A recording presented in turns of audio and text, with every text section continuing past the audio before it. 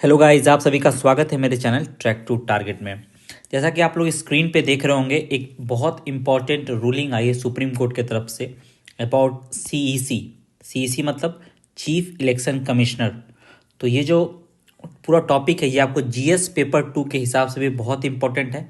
Election commission के role और responsibility को लेके तो हमेशा क्वेश्चन रहते हैं, लेकिन एक नया टॉपिक भी है जिसको सुप्रीम कोर्ट ने यहाँ एक तरह से डिपिक्ट किया है, जिसमें सुप्रीम कोर्ट ने गवर्नमेंट को ये कहा है कि जो शॉर्ट टर्म्स आप सीईसी को प्रोवाइड करा रहे हैं वो डायरेक्टली कॉन्स्टिट्यूशन का एक तरह से मोकरी है। क्योंकि अगर सीईसी का पीरियड या इलेक्शन कमीशन का पीरियड बहुत शॉर्ट टर्म के लिए होगा तो उसके इंडिपेंडेंस पे सवाल उठता है। क्योंकि जब आप एक शॉर्ट टर्म के लिए है तो वो एक डिसीजन मेकिंग एबिलिटी जो है उसको कर्टेल करता है। क्वेश्चन ये आ सकता है, critically analyse the shorter term of election commissioners may affect the independence of election commission. मतलब इलेक्शन कमिश्नर्स के जो शॉर्ट टर्म है वो किस तरह से इलेक्शन कमीशन के इंडिपेंडेंस पे प्रभाव डालते हैं, उसको आपको एनालाइज करना है। तो ये आपको क्वेश्चन पूछा जा सकता है जीएस पेपर 2 में, नो डाउट, क्योंकि बहुत इंपॉर्टेंट टॉपिक है और न्यूज़ में है, सुप्रीम कोर्ट की रूलिंग है। तो इससे आपको एनालिटिकल क्वेश्चन पूछा जा सकता है और आपको इसके बारे में लिखना होगा। तो इसमें बारे में क्या क्या हम लोग लिखेंगे, चलिए हम लोग एक रफ आइडिया ले लेते हैं कि आपको क्या लिखना चाहिए। इसमें मैं टेलीग्राम का लिंक डिस्क्रिप्शन में डाल दूंगा, आप जो भी लिखोगे उस पर भेज देना, मैं उस पर डेफिनेटली रिवर्ट बैक करूंगा। सबसे पहले तो आपको बैकग्राउंड इसमें लिखना होगा। बैकग्राउंड किसका लिखना होगा? इलेक्शन कमिश्नर का या कमीशन का। तो इलेक्शन कमीशन का जो भी बैकग्राउंड है वो कहाँ से आ रहा है? आर्टिकल 324 से आ रहा है। तो यहाँ पर आपको लिखना है इलेक्शन कमिश्नर एक कॉन्स्टिट्यूशनल पोस्ट है, एक इंडिपेंडेंस उसकी ज़रूरी है, ये सब बारे में आपको लिखना है। एक तरह से इलेक्शन कमिश्नर का जो भी एक रिक्वायरमेंट है अकॉर्डिंग टू कॉन्स्टिट्यूशन उसके बारे में आपको लिखना होगा और आर्टिकल का रेफरेंस दे के लिखना होगा। दूसरा, एक और इम्पॉर्टेंट चीज़ आ जाती है, condition of service of election commissioners and transaction of business act 1991। ये क्या है बताइए? ये एक बहुत इम्पॉर्टेंट एक्ट है। क्यों? इस एक्ट में एक सेक्शन 4 है। सेक्शन 4 किसके बारे में कह रहा है? ये जो टेन्योर है इलेक्शन कमीशन का उसके बारे में बताता है। 6 ईयर और 65 years which ever is earlier. तो ये जो भी टेन्योर इलेक्शन कमिश्नर्स का है वो इसी एक्ट के थ्रू है।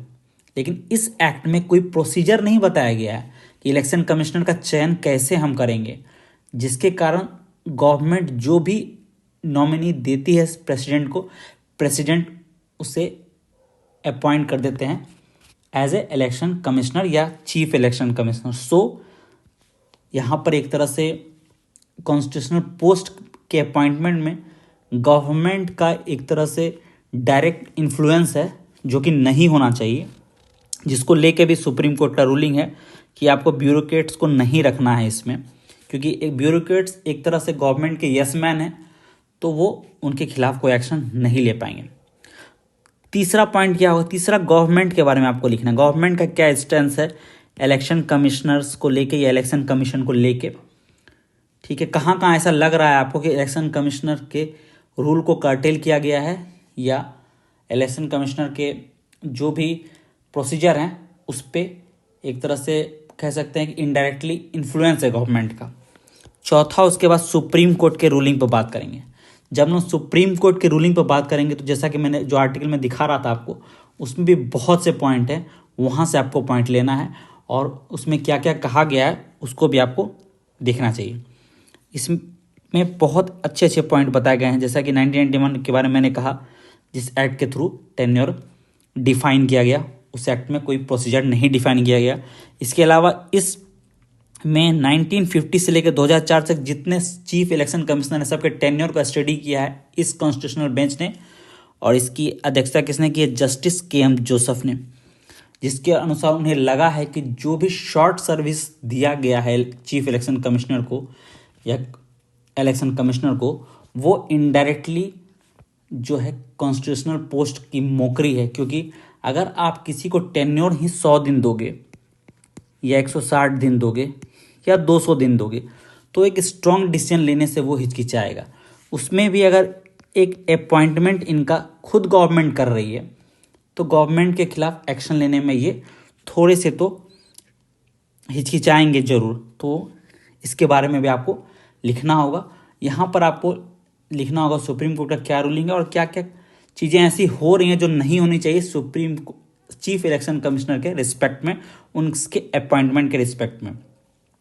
इसमें क्लियर कहा गया कि ये जो ट्रेंड चल रहा है ये बहुत ही अच्छा ट्रेंड नहीं है, डिस्टर्बिंग ट्रेंड है। 2004 से ही ऐसा चल रहा है और आर्टिकल 324 के का एक तरह से यहाँ पर अवहेलना किया जा रहा है। आप किसी को जब फुल टर्म ही नहीं दोगे तो इम्पीचमेंट जो जैसे कॉन्स्टिट्यूशनल प्रोविज़न है वो एक तरह से नल एंड वॉइड हो जाएंगे, ठीक है। तो यहाँ पर आपको इसके बारे में लिखना है। फोर्थ और लास्ट पॉइंट जो एक तरह से जो कंक्लूजन भी होगा एक तरह से, सॉरी फिफ्थ पॉइंट जो होगा कंक्लूजन जो होगा एक तरह से, उसमें आपको क्या क्या इसमें हम रिकमेंडेशन ले सकते हैं सुप्रीम कोर्ट का रिकमेंडेशन, क्योंकि सरकार तो कोई रिकमेंडेशन कर ही नहीं रही है। 72 साल हो गए लेकिन अभी तक कोई भी प्रोसीजर नहीं आ पाया इलेक्शन कमिश्नर का, जबकि ये कितना इंपॉर्टेंट कॉन्स्टिट्यूशनल पोस्ट है। आप सभी जानते हैं हर राज्य के इलेक्शन होते हैं, इवन सेंट्रल गवर्नमेंट के इलेक्शन होते हैं, तो वहाँ पे एक ऐसे नॉमिनी को अपॉइंट कर देना जो खुद उस सरकार में एक तरह से एक एम्प्लॉय था, एक तरह से एक यस मैन की भूमिका निभाई है, तो एक तरह से ये गलत है। तो यहाँ पर क्या क्या हम लोग सुप्रीम कोर्ट के सेशंस को ले सकते हैं। जैसे एक सेशन तो बहुत इंपॉर्टेंट है कि सीजीआई को भी इंक्लूड किया जाना चाहिए अपॉइंटमेंट में।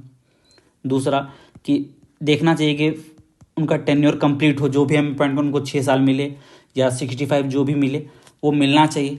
ये सब हम लोग ध्यान रख सकते हैं। सीजीआई को अब इन्वॉल्व कर सकते हैं। इसके अलावा और क्या कर सकते हैं जिससे चीफ इलेक्शन कमिश्नर का या इलेक्शन कमिश्नर को और इंडिपेंडेंस मिले, बताइए। उसके अलावा आपको भी जो भी पॉइंट लग रहा होगा वो भी आप इसमें ऐड ऑन करके लिखिए जरूर, ठीक है।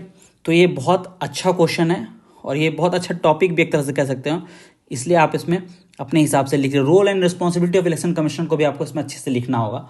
उसके बाद पूरा प्रॉपर पॉइंट हो जाएंगे और एक अच्छा खासा आपको इसमें कंटेंट मिल जाएगा, ठीक है।